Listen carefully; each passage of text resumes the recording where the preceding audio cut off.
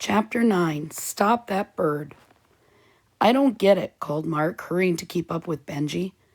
Why couldn't we tell Ellen? It was just after the meeting with Mr. Whitehead. Ellen Louise had gone to a piano lesson, and the two boys were running down Count Boulevard. Because she tried to stop us, Benji tossed over his shoulder. She'd say we were trying to steal the professor's radio. But we are, Mark protested, puffing. No, we're not. Benji slowed to a walk to allow Mark to catch up. Look, Miss P lives in the big apartment building over by the fire station, right? How do you know that? Asked Mark. Because she wrote her address on her precious seminar daybook, so if she loses it, someone can mail it back to her instead of throwing it straight in the garbage where it belongs. Now, in a building like that, packages probably get left near the mailboxes. We beat her home, find the radio, and return it to the store. That's stealing. No, it isn't. She'll get a full refund. Stores do that all the time when stuff is damaged. But the radio won't be damaged, Mark pointed out. It's brand new. I've thought of that, Benji replied. We just say there's a loose connection in the left condenser. And by the time they figure it out, we'll be long gone. The professor gets her money back, and we get clear sailing for the quiz tomorrow. Mark's eyes narrowed. So if everything's so simple, why couldn't we tell Ellen? Benji grimaced. Ellen's a great friend, but sometimes she gets some weird ideas in her head. She thinks we should confess to Miss P about the quiz. Do you believe that? She expects us to throw away a hit show. Good thing we didn't tell Ellen, said Mark, quickening his pace. Benji followed. When they reached the apartment building, they found there were indeed several packages waiting by the mailboxes in the lobby. They sifted through the assortment until Mark came up with the Soundex deluxe clock radio with wake up alarm and snooze. It was addressed to Tina P. Tina, repeated Mark. The professor's name is Tina? I always thought she'd be Olga or Einstein or something. Benji checked the return address. Gunhold Electronics. That's way over on the other side of town. The buses in Venice were old and slow, so the trip to Gunhold Electronics was a long and boring one. Mark was so fidgety that he kept pulling the stop cord by accident. The bus driver was very happy when they finally reached their destination and got off. Before entering the store, Benji ripped open the lid of the package. What did you do that for? Asked Mark. We can't go in there and say it's broken if we haven't even taken it out of the box, Benji explained. And remember, if anybody asks, there's a loose connection in the left condenser. The store was hot and stuffy despite the brisk autumn weather. Benji and Mark walked up to the counter and put down the radio. We'd like to return this, please, Benji told the sales clerk. She examined the package and looked at them suspiciously. It's addressed to Tina P. Benji started. He hadn't expected questions. Finally, he pointed to Mark. That's his mother. Right, stammered Mark. I'm her son, Fred P. The clerk placed a printed form in front of Mark. You have to fill this out. Don't you want to know what's wrong with the radio first? Asked Benji. Annoyed, she pointed to a bench in the corner of the store. You can wait over there, she said blandly. Nervously, Benji retreated to the bench. How could he warn Mark to disguise his handwriting, just in case the return form ever found its way to Miss P?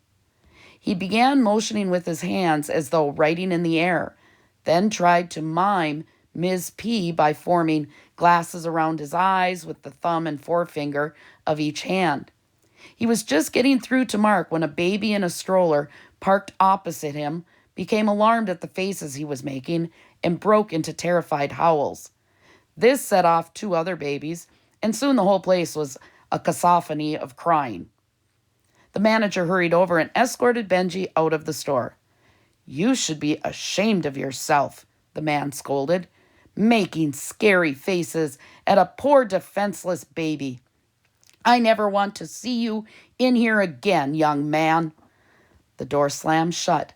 But even from outside, Benji could hear the wailing of the children, the soothing of the mothers, and the apologies from the manager. Through the window, he could see Mark hunched over the counter, working on the sheet. Benji frowned with worry. He couldn't tell if Mark had taken his warning. It would be a tragedy beyond words for Kids View if Miss P recognized the handwriting on the return form. His agony didn't last long. Soon Mark emerged from the store. Benji pounced on him. "Did you remember to disguise your writing?" he asked breathlessly. "Of course I did," said Mark, slightly insulted. "You know, sometimes I get the feeling you don't think I can do anything right. Like, I can't even fill out a little sheet without messing up." Benji breathed a sigh of relief. "Great. And you put that there was a loose connection in the left condenser." "Well, no," Mark admitted. "When I got to the part marked reason for return, I couldn't remember what you said, so I put, 'I hate this radio.'" Benji stared at him. "What?" "I hate this radio." Benji exploded. "That's the stupidest thing I ever heard in my life. No one's going to believe I hate this radio." "Sure they will," said Mark. "I mean, it's being returned, right? You wouldn't keep it if you hated it." Benji ran his hand up the back of his neck, grabbing clumps of hair at random. "The future of a hit show is in the hands of a guy who thinks I hate this radio is smart." Saturday morning before the show, the three producers met at Our Animal Friends for a last-minute coaching session. Winston Churchill was perfect. During the week of practice, he had not only mastered the phrases he'd been taught, but also seemed to know exactly when to use them. Following the teachings of Eldridge Kestenbaum, Benji had worked out the entire mascot of the week segment, word for word. "You were right, Ellen," said Mark. "He's a smart bird." Ellen Louise glared at him. She had been giving both him and Benji the silent treatment over the escapade with Miss P's radio. Although both boys had agreed not to tell Ellen Louise at all, Mark had slipped up. He'd asked her opinion of, "I hate this radio," and the whole story had come out. "Don't get cocky about the bird," advised Mr. Whitehead. "Remember, we're not out of the woods until he's bought and gone." He said it to all three of them, but he was staring at Mark. Mark pointed his finger at his chest in innocence. "Me?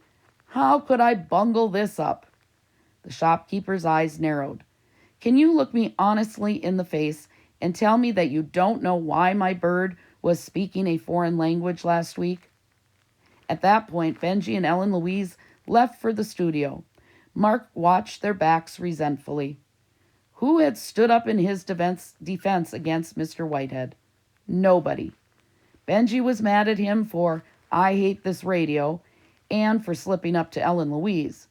She was mad at him and Benji over the teacher's radio. And Mr. Whitehead had been pretty steadily mad at him for one reason or another ever since Kids View had begun. Sure, a lot of things had been sort of his fault, but how could he have avoided them?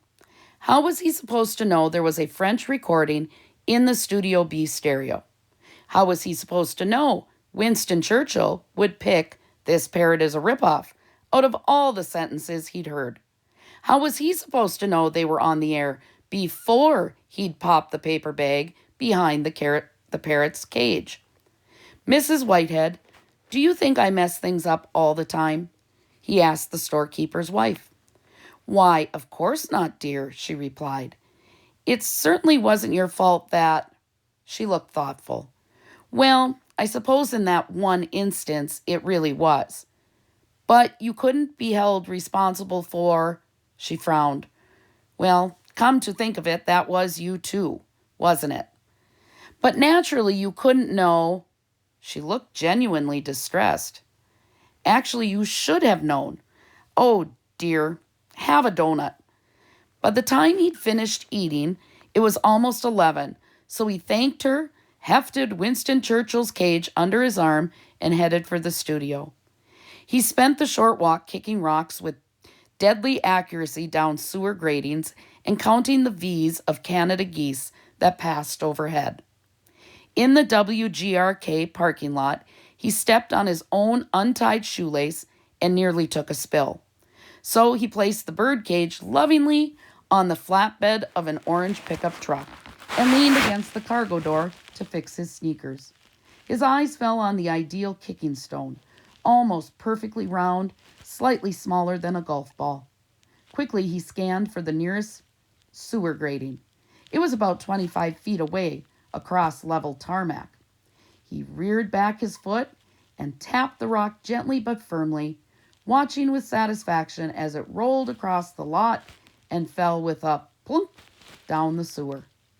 Triumphantly, he headed into the studio, his hands clasped above his head in victory. Benji was already at his broadcast desk, doing a sound check. In the control room, Ellen Louise looked up from her script and rolled her eyes.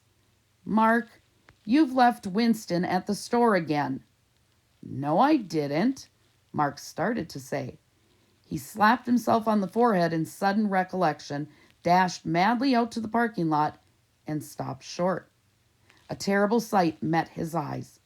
There at the end of the driveway was the orange pickup truck, signals flashing, making a left turn out onto the street. The birdcage was still in the back. A nervous-looking Winston Churchill flapped his wings against the bars in distress and then disappeared into traffic. "Stop that bird!" bellowed Mark, taking off after the mascot of the week. He sprinted down the sidewalk at top speed before catching sight of the truck, which was stopped at a red light, waiting to make a right turn onto Main Street. "Stop! Stop! Bird on board!" But he was too late. The signal turned green and Winston Churchill was gone. Again. Mark had no choice but to follow. He ran full tilt down Main Street shouting, "Stop! Bird! Truck! Cage!" and "Kids View!" at startled passerby. The pickup came into view again, waiting to turn left on Kant Boulevard. Mark turned on the jets, flying down the sidewalk, avoiding other pedestrians by sheer luck. He was close enough to read the name, Paradise Plaster and Tile, on the side of the truck. He could see the parrot, wild-eyed, on his perch. "Stop, mister! You've got my parrot!" The driver didn't hear him. The pickup turned onto Count, passing right by our animal friends. Mark followed, his breath coming in gasps, his lungs on fire. "Runaway bird!" Suddenly, Mr. Whitehead appeared outside the pet shop door. "Tell me I didn't hear what I think I just heard," he called to Mark. Mark whizzed by him. "Winston Churchill's on the back of that truck." "My $195 parrot?" With a bellow of outrage, the shopkeeper scrambled after Mark.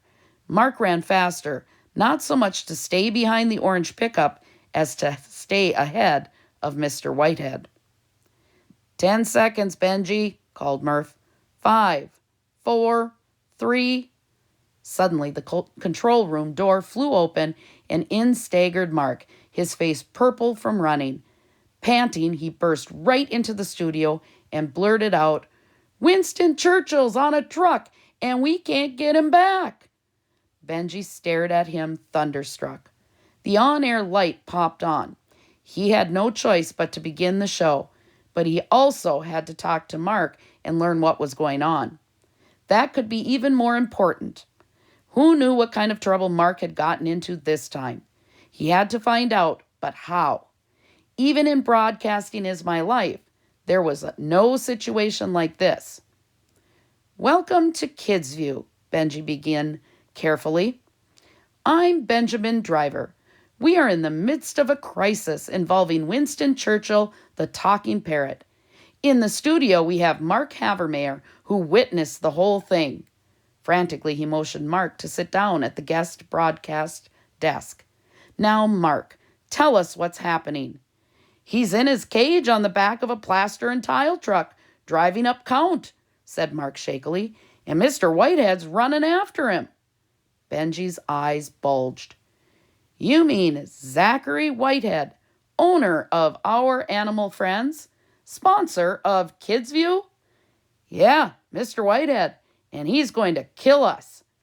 Yes, but how did Zachary Whitehead, owner of Our Animal Friends, sponsor of Kidsview, find out about this unfortunate situation? Asked Benji, knuckles whitening on the edge of the desk. The pickup drove right past the store, Mark explained, and he heard me yelling. A red-faced Ellen Louise was establishing herself at the third microphone. This is special interviewing Ellen Louise Turnbull. Tell us, Mark, what was a valuable and wonderful parrot like Winston Churchill doing on the back of a pickup truck? I put him down to tie my shoelaces, Mark admitted. You what? She exploded. Benji jumped in. Kidsview will return with more on the Winston Churchill crisis after this word from Our Animal Friends. He signaled to Murph for a commercial. Mark Havermeyer, I'll kill you, cried Ellen Louise as soon as the ad came on. She started to take a run at Mark, but Benji held her back. You idiot! How could you leave poor Winston on a truck? It was an accident, Mark quavered. Calm down, Ellen, ordered Benji.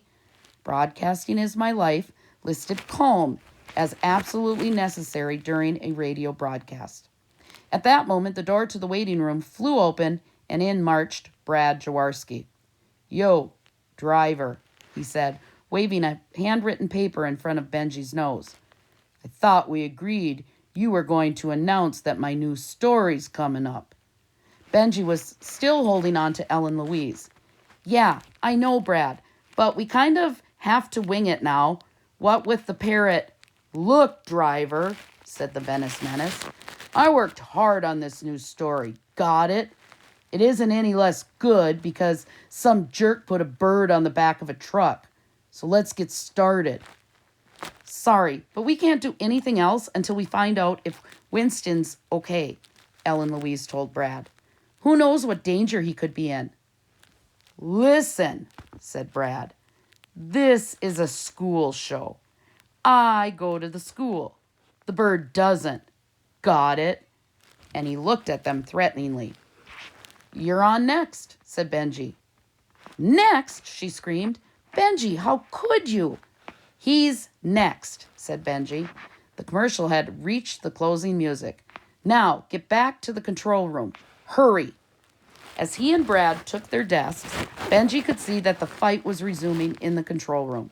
This time, Murph was acting as peacemaker. Mr. Moran seemed to be ignoring the whole thing. His head did not move from the pages of Invasion of the Space Fungus. We're back with Kidsview, Benji announced into the microphone. And remember, we'll be giving you updates on the Winston Churchill crisis as they come in. But now we'd like to welcome back Brad Jaworski, author of The Adventures of Fuzzy and Puffy, who's written a new story. Brad? With that, he ran to the control room to help break up the fight. My new story is called The Further Adventures of Fuzzy and Puffy, challenged Brad. Got it? In the control room, Ellen Louise was having hysterics. But what if the cage falls off the truck? What if they go on the highway? Fuzzy and Puffy were two kittens who were the best friends in the whole world, read Brad. Fuzzy was called Fuzzy because he was fuzzier than Puffy. Puffy was called Puffy because he was puffier than Fuzzy. Got it? Murph was calming Ellen Louise down. He turned to Benji. After the Fuzzy and Puffy spectacular, you should give a description of the pickup, just in case somebody spots it. Who knows? The driver might be listening. In the studio, the Venice Menace was warming to his new subject. Where did you get that saucer of milk? Asked Puffy. Sister Agnes Clare gave it to me, said Fuzzy. Can I have some? Asked Puffy. No, said Fuzzy. Why not? Asked Puffy. Murph was staring through the glass into the studio. Hey, listen, guys. His new story. It's exactly the same as the old one. Fuzzy, you dirty slime ball, "Hand over the milk or I'll pound your brains into Elpo," said Puffy. "Buzz off, skunk breath," said Fuzzy. "Now you've really got me mad," said Puffy. "You've got 5 seconds and then you're dead. I'll tear you limb from limb and use your bones for doggy toys, you miserable twerp. 5, 4, 3, 2, 1. Okay, that's it. You're history." Benji was staring at Brad in horror. "This is even worse than last week. We'll never live this down." "Winston Churchill is missing and no one's doing anything," wailed Ellen Louise. "Mr. Morenz, what should we do?" "Think carefully," mumbled the teacher, not looking up. "Devise a plan of action." "This is 2010, Ellen," Mark added. "They don't have posses anymore." Holding his head, Benji made his way back to the host's desk for Brad's grand finale. And Fuzzy pushed the saucer toward Puffy and said, "Here, I'm full. I don't want any more." And Puffy spilled out the saucer on the floor and said, "I don't want anything that will interfere with our friendship because we're the best friends in the whole world." And they went off together to share some catnip. The end. He glared at Benji. "Well?" "Great stuff," choked the host of Kids View. "Sixth grader Brad Jaworski with another adventure of those totally engrossing characters, Fuzzy and Puffy." Brad snorted. "Yeah, and don't forget to tune in next week for part 3. Got it?" "Got it," Benji sighed. "And after this public service announcement, we'll have more on the Winston Churchill crisis." The waiting room door opened, and Arthur Katz's head poked in, the picture of indignation. "Winston Churchill crisis," he howled. "My commentary was supposed to be next." "This is a late-breaking story, Arthur," Benji explained patiently. "You put Brad Jaworski on," raged Arthur. "I think the threat of all the water on Earth evaporating is a little more important than Fuzzy and Puffy." "And what about us?" A member of the 5th grade all-kazoo chamber music quintet appeared at Arthur's side. "Yeah!" A babble of protest welled up in the waiting room. It was too much for Benji. "Will you get back in there and shut up?" "Fascist," Arthur muttered as the door closed. "Hold him still," ordered Ellen Louise. Mark was struggling to hold Winston Churchill by his outstretched wings while Ellen Louise scrubbed the plaster from his feathers with an old toothbrush. Kids View was over, and the 3 producers were in the back office of Our Animal Friends. Mr. Whitehead was lying on the couch hyperventilating. "I finally caught up with the truck at the on-ramp to the interstate," he gasped. "About 1.5 miles out of town." "Don't talk, Zach," soothed his wife, mopping his forehead with a wet cloth. "It's all over now." Benji was standing over his sponsor, apologizing again and again. "Mr. Whitehead, we're just so sorry.